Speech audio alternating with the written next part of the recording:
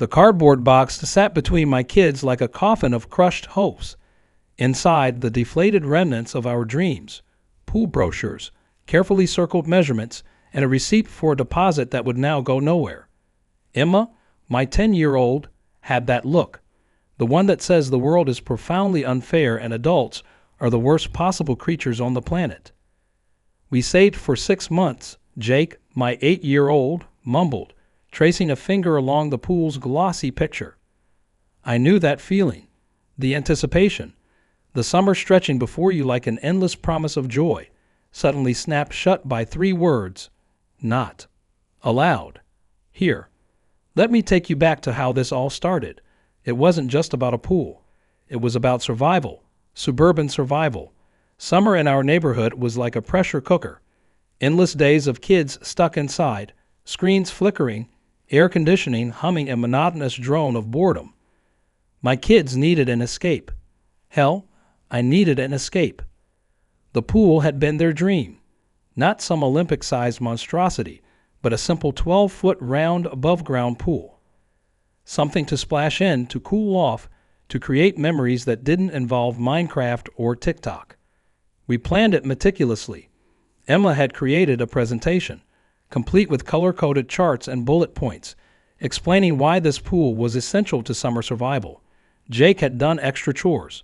I picked up weekend shifts. Every penny went into that pool fund. The day we went to purchase, it was like a military operation. We researched, compared prices, watched YouTube videos about pool maintenance. The kids were practically vibrating with excitement as we walked into the home improvement store. Emma had her spreadsheet. Jake had his enthusiasm.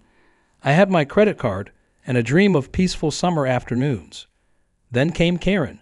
She wasn't just any neighborhood busybody. Karen was the HOA enforcement nightmare personified. Mid-50s, divorced, with more time to measure grass height and inspect mailbox colors than most people spend at their actual jobs.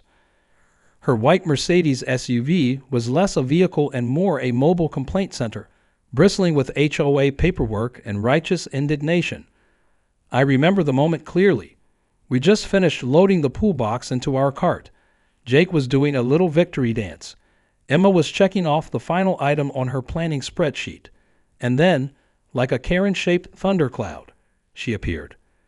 "Excuse me," she said, her voice carrying that particular tone of manufactured concern that immediately sets off alarm bells. "I couldn't help but overhear your plans." Plans? She said it like we were plotting a bank heist, not trying to buy a simple above-ground pool.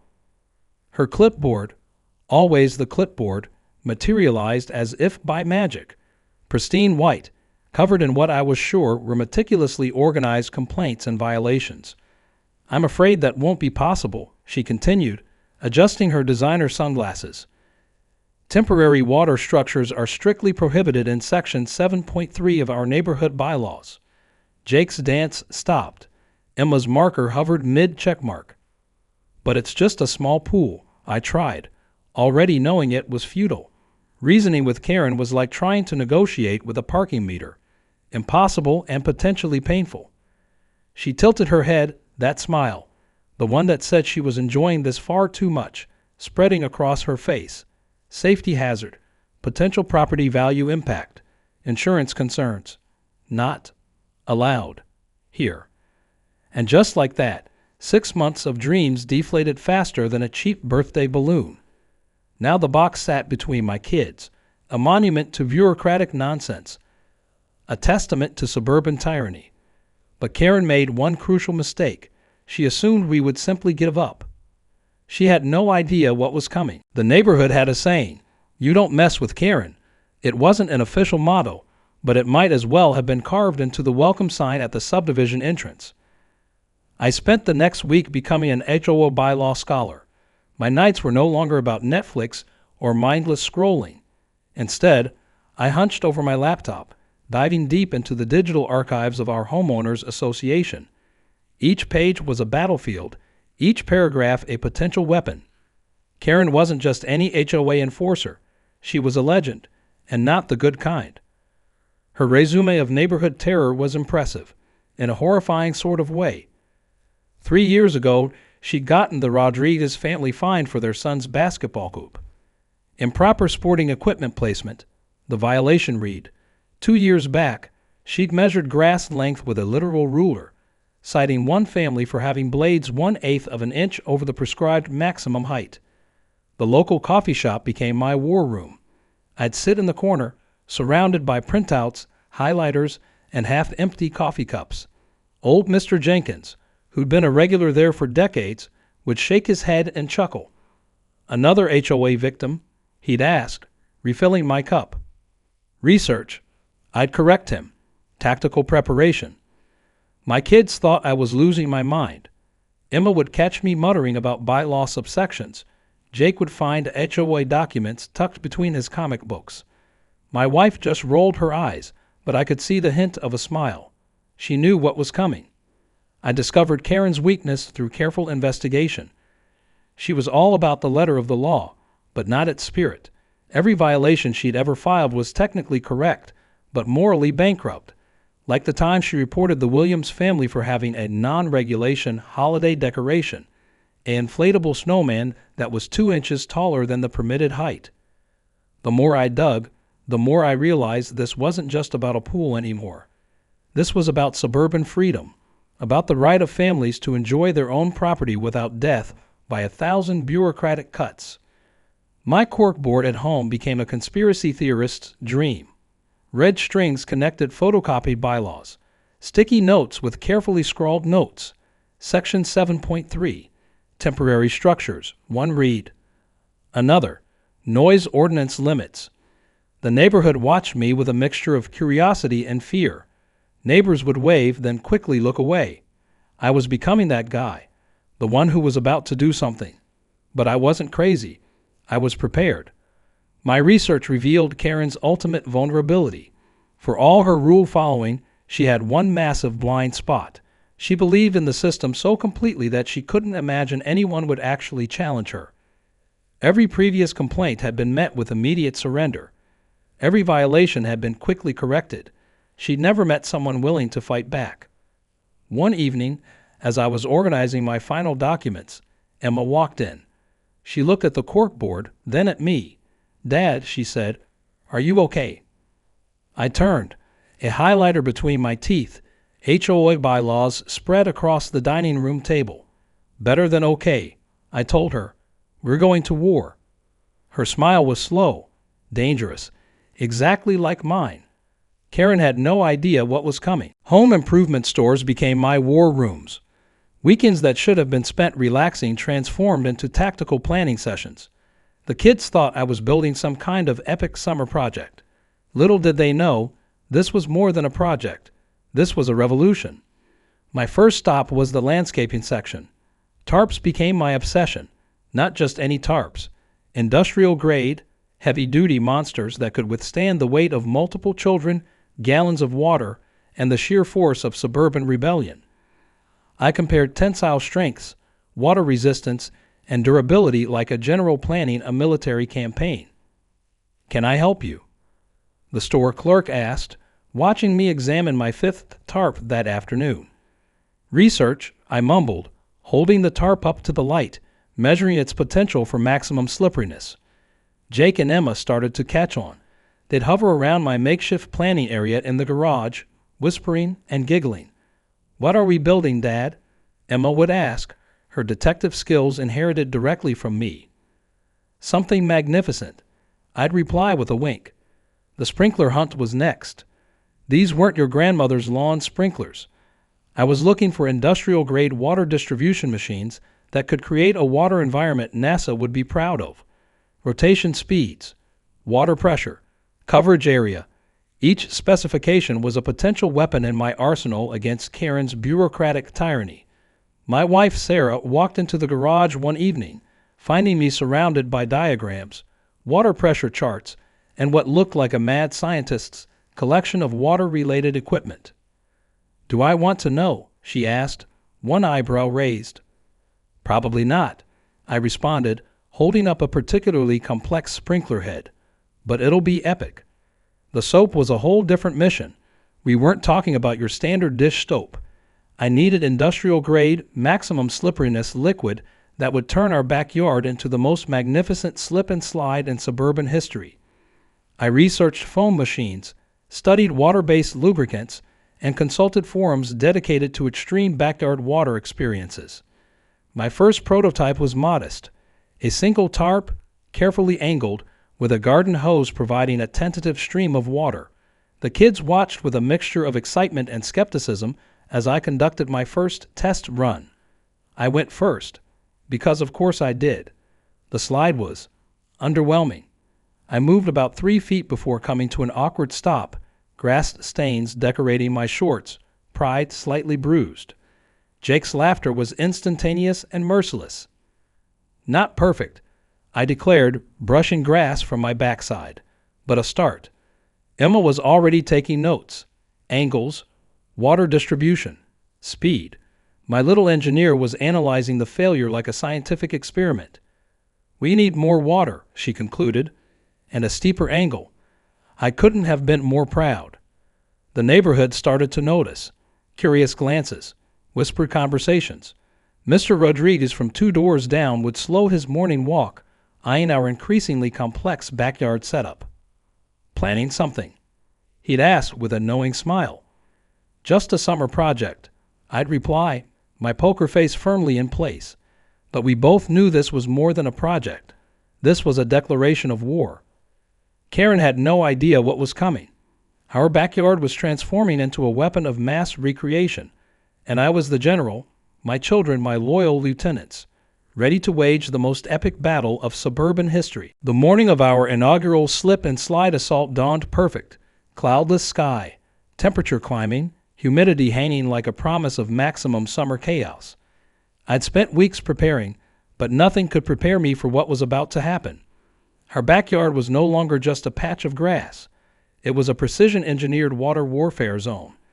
3 massive industrial-grade tarps stretched across the lawn, each one carefully angled for maximum slide potential.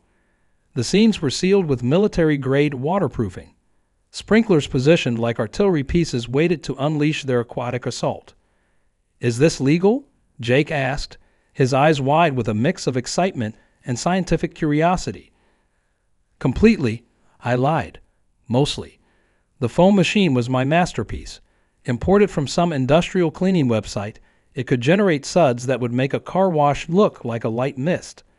I'd spent 3 nights calibrating its output, calculating the perfect soap-to-water ratio that would create maximum slipperiness without turning our yard into a dangerous mud pit. Emma had created a spreadsheet. Of course she had. Slide angles, water distribution calculations, projected maximum velocity for different body weights. My daughter was part engineer, part evil genius. The first test would be a family run, a proof of concept. I went first, because leadership. The moment I hit the tarp, physics became a suggestion rather than a rule. I shot down that slope like a human rocket, a primal scream of pure joy erupting from somewhere deep in my chest. Water sprayed, foam billowed. For a glorious moment, I was no longer a responsible adult. I was a kid again, defying gravity and Karen's entire bureaucratic universe. Jake went next. He learned from my trajectory, perfecting his slide technique. Arms out, body straight, maximum speed. Emma calculated and executed her slide with surgical precision. She hit the tarp at exactly the right angle, achieving what can only be described as slip and slide perfection. The neighbors started to notice. First, just curious glances. Then, full-on staring. Mr. Rodriguez from 2 doors down actually stopped walking his dog, mouth slightly open. "Is that a slip and slide?" Mrs. Henderson from across the street called out. "It's a performance art piece," I shouted back, sliding again for emphasis. By noon, word had spread. Kids from the neighborhood started showing up. First just a few, then dozens. Parents looked on, some nervous, some nostalgic. The sound of pure, unbridled joy echoed through the subdivision. The first neighborhood kid to join us was Tommy from down the street. Skinny kid, always looked a bit nervous. The moment he hit that tarp, something changed. His scream was part terror, part absolute ecstasy. I'm flying, he yelled, foam coating his entire body. More kids came, then more. Our yard transformed from a carefully engineered rebellion into a water park of pure childhood freedom. I caught a glimpse of movement across the street. Karen, standing behind her curtains, watching. Her clipboard was nowhere in sight. For the first time, she looked scared. As the sun reached its peak, our slip and slide became legend. Water everywhere, foam billowing, children flying across our lawn like human rockets.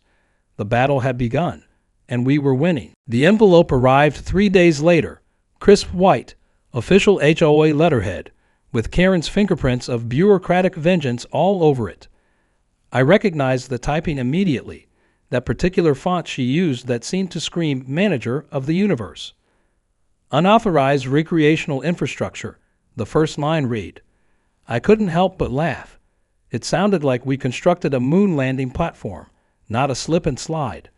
The complaint was a masterpiece of petty regulation.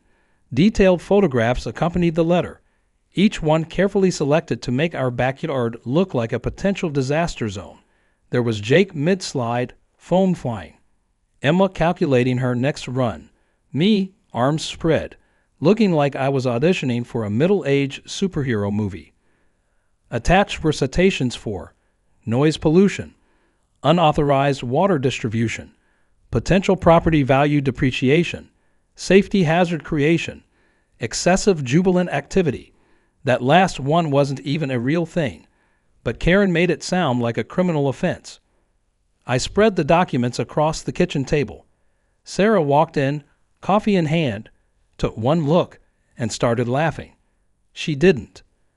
Oh, she did, I responded, highlighter already in hand. Emma and Jake hovered nearby, part excited, part nervous. They knew this was more than just a letter. This was the first official salvo in our war.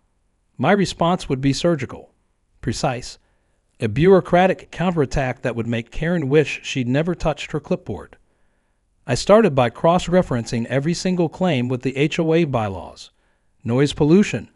Our slip and slide was well within acceptable decibel levels. I had decibel meta readings to prove it.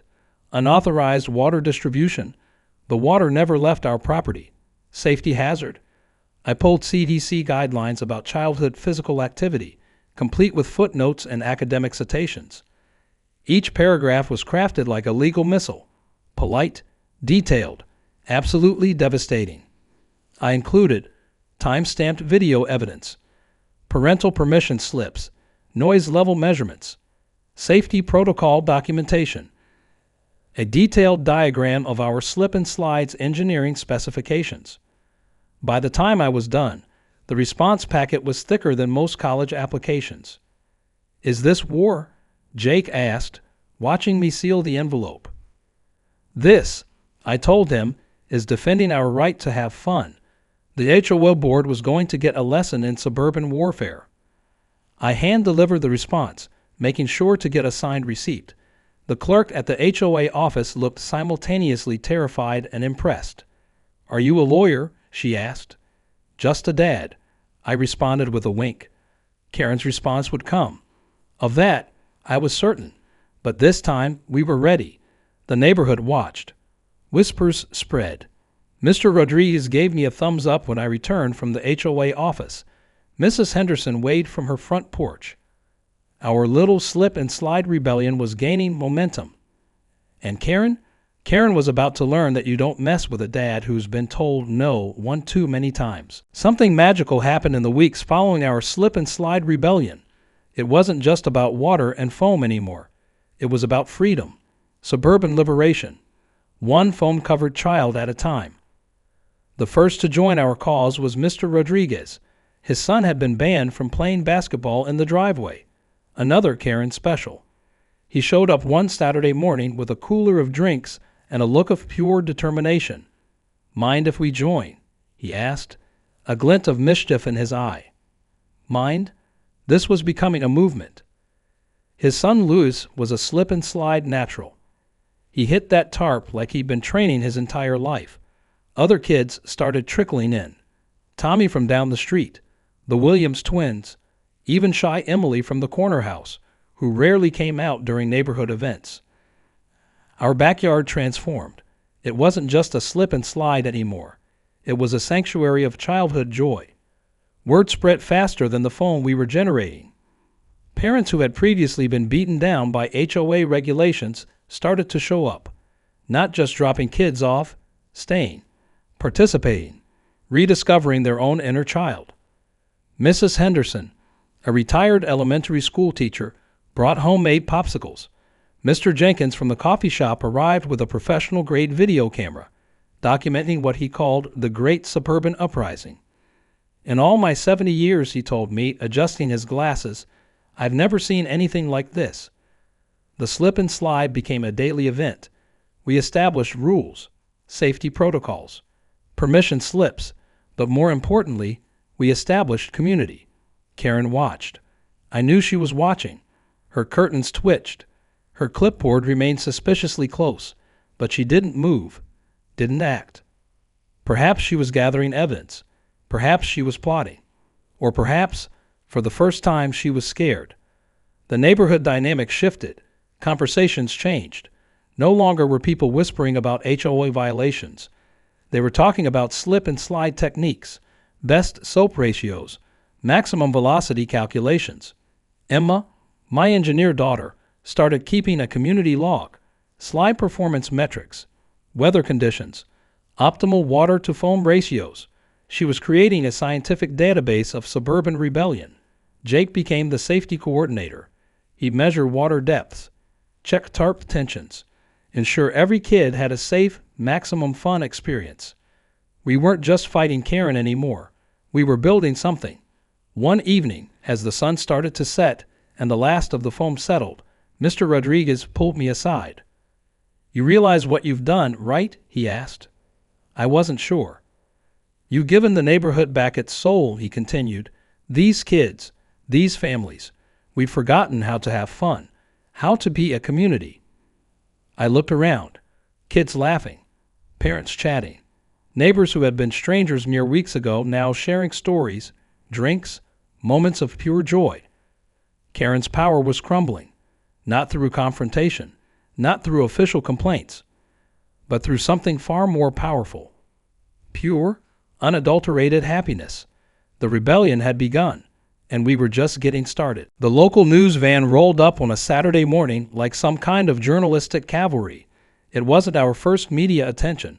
That had started with a viral TikTok video of Jake explaining slip and slide physics with the intensity of a NASA engineer. But this was different. Community spirit in suburbia. The cameraman mumbled, adjusting his lens. Never thought I'd be covering this. Emma had prepared for this moment like it was the Olympics. Spreadsheets, rehearsed talking points, a carefully curated presentation of our slip and slide revolution that would make corporate marketing teams weep with joy. Remember, she whispered to Jake as the crew set up, scientific accuracy and maximum charisma. The reporter was a petite woman named Lisa, who looked like she'd rather be covering a high-stakes political scandal than a suburban water park. But something changed the moment she saw the slip and slide in action. Jake went first. A perfect run, foam exploding, velocity calculated to scientific precision. He hit the end of the tarp and turned to the camera, giving a thumbs up that would later become a local meme. It's about physics, he explained, water dripping from his hair. And freedom. Emma followed, her slide a masterclass in engineering and rebellion. She explained the tarp angles, water distribution algorithms, and community building potential with the confidence of a TED Talk presenter. I watched from the sidelines, part proud parent, part strategic mastermind. The cameraman couldn't stop laughing. The sound guy was wiping tears. Lisa, the reporter, had completely abandoned her professional demeanor. How long have you been doing this? She asked, genuinely curious. Since the HOA tried to steal our summer, Emma responded without missing a beat. The footage was slow-motion magic. Children flying through the air, water spraying in perfect arcs, laughter that seemed to defy gravity itself. Karen was mentioned exactly 0 times, but her presence was felt in every frame of rebellious joy. That evening, the segment aired. Neighborhood rebels create summer's coolest escape. The headline read. Our phones started buzzing immediately. Texts, calls, social media notifications exploding like the foam on our slip and slide. Mr. Rodriguez called first. You're famous, he laughed. Mrs. Henderson brought over a congratulatory casserole. My grandkids want to know how to build a slip and slide, she said with a wink. The local Facebook groups went wild. Shares, comments, people from other neighborhoods asking for our slip and slide manifesto. Emma created a website that weekend. Slip and Slide Science, she called it. Part tutorial, part rebellion manual. It included tarp selection guides, water pressure calculations, safety protocols, community building strategies. Jake started a YouTube channel documenting our techniques. Suburban Slip Masters, the intro read. But the real victory was happening offline.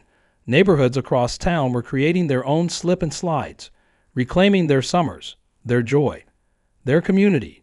Karen's power was crumbling, not through confrontation, not through official complaints, but through something far more powerful, the unstoppable joy of childhood. And we were just getting started. Summers came and went, but our slip and slide became more than just a backyard attraction. It became a legend. Karen's reign ended not with a bang, but with a whimper. Her house went up for sale 6 months after our rebellion, quietly listed one Tuesday morning. No fanfare, no dramatic goodbye, just a for sale sign that appeared like a white flag of surrender. The new neighbors were different. A young couple with twin toddlers and a golden retriever. They introduced themselves the week they moved in, bringing over homemade cookies and asking, politely, if they could join our annual slip and slide block party. Emma, now heading into middle school, had turned our rebellion into a full-blown community science project. Her suburban hydrodynamics presentation won the county science fair. The judges were equal parts impressed and slightly terrified by her detailed analysis of water distribution, foam density, and community engagement metrics. Jake had become the neighborhood's slip and slide safety coordinator. He developed a training program for new kids, complete with diagrams, safety protocols, and what he called maximum fun calculations. But the real victory wasn't about Karen. It wasn't about winning an HOA battle. It was about what we created. Every summer, our block became a destination. Families from other neighborhoods would drive by, kids hanging out of car windows, watching our epic water playground. What started as our personal rebellion had become a community tradition. Mr. Rodriguez, who'd been our first ally, now helped design the annual slip and slide layout. His engineering background meant our water-based playground became more sophisticated each year. Solar-powered sprinklers, eco-friendly foam solutions, sustainable water recycling systems. The HOA, they changed too. New board members, more community-focused. Our slip and slide was now mentioned in the neighborhood welcome packet as a unique local tradition. One evening, as the sun set and the last of the day's slides wound down, I caught Sarah looking at me. That look, the one that said she was both amused and slightly concerned by the empire of joy we created. Did you ever think, she asked, that a pool band would turn into all this? I watched Jake demonstrate a new sliding technique to a group of awestruck kids. Emma was calibrating sprinkler angles. Foam covered half the yard. Laughter echoed through the neighborhood. Not for a second, I responded. The original pool money, the fund Karen had crushed with her clipboard and rules, we'd eventually used differently. Part went to community programs, part to a scholarship fund for local kids interested in science and engineering, part to our slip and slide research and development. Life has a way of turning unexpected corners. What started as an act of defiance became something beautiful, a community rediscovered, childhood reclaimed, joy weaponized. As darkness fell and the last kit was called home, I looked at our backyard. No longer just grass and a fence. It was a battlefield of happiness, a testament to what happens when you refuse to let bureaucracy win. Karen was gone, but what we created would last far longer than any HOA complaint. Our slip and slide wasn't just a summer attraction. It was a revolution.